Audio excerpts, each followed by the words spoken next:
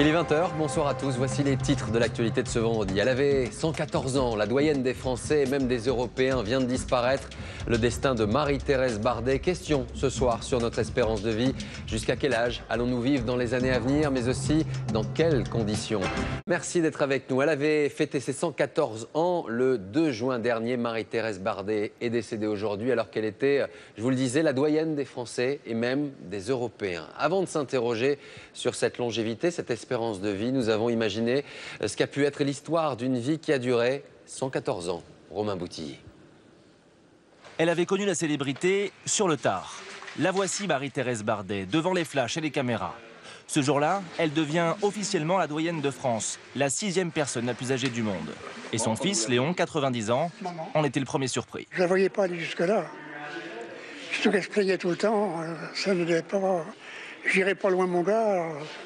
Très entourée, elle avait des visiteurs tous les jours. Ses amis, ses 2 enfants, ses 7 petits-enfants, ses 16 arrière-petits-enfants, avec qui elle communiquait à sa façon. Avec nous, elle est très affectueuse. Elle nous prend la main, nous fait des petits bisous. Elle est très affectueuse. Née en 1898, elle a vécu à cheval sur 3 siècles. Elle a vu l'évolution de l'automobile, traversé 2 guerres, vu naître la télévision, assisté à la création d'Internet et connu 18 présidents, de Félix Faure à François Hollande. Le secret de cette longévité, elle n'a jamais fumé et ne buvait que de l'eau. Il y a quelques jours, la Bretonne, ancienne couturière, soufflait une bougie. Marie-Thérèse Bardet s'est éteinte ce matin, en Loire-Atlantique. Question record. En France, la doyenne des doyennes reste Jeanne Calment, disparue à 122 ans. Alors face à cette vie si longue, des questions apparaissent et nous interpellent bien sûr un peu tous. Pourquoi les Français sont-ils les champions de la longévité? On gagne en moyenne chaque année 2 mois d'espérance de vie. Cette longévité est-elle appelée à progresser chaque année? Question-réponse avec Caroline Sins et Daniel Lévy. 15 000 centenaires vivent en France, des femmes pour la plupart et en bonne santé. Vit-on plus vieux? Oui, la France est championne d'Europe de la longévité. En 1950, un homme pouvait espérer vivre jusqu'à 63 ans, une femme jusqu'à 69 ans.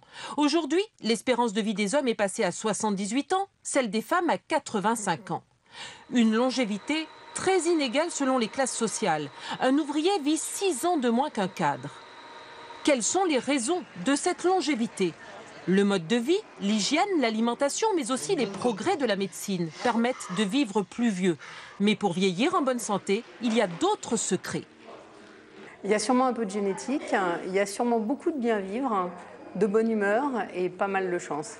Moi, tous les centenaires que je connais ont un jour fumé et pas mal picolé, donc je ne sais pas ce qu'est l'hygiène de vie stricto sensu, mais en tout cas, ils ont tous partagé et vécu leur vie à pleines dents. Aujourd'hui, une femme de 50 ans a une chance sur 10 de devenir centenaire. Et dans le futur, en 2050, les femmes vivront en moyenne jusqu'à 91 ans, les hommes 86 ans. Y aura-t-il de plus en plus de super centenaires âgés de plus de 110 ans?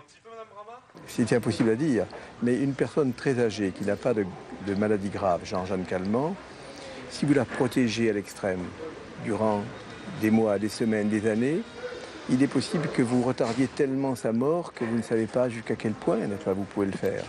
Vivre jusqu'à 130 ans n'est peut-être pas un fantasme. En 2050, il y aura 13 fois plus de centenaires qu'aujourd'hui.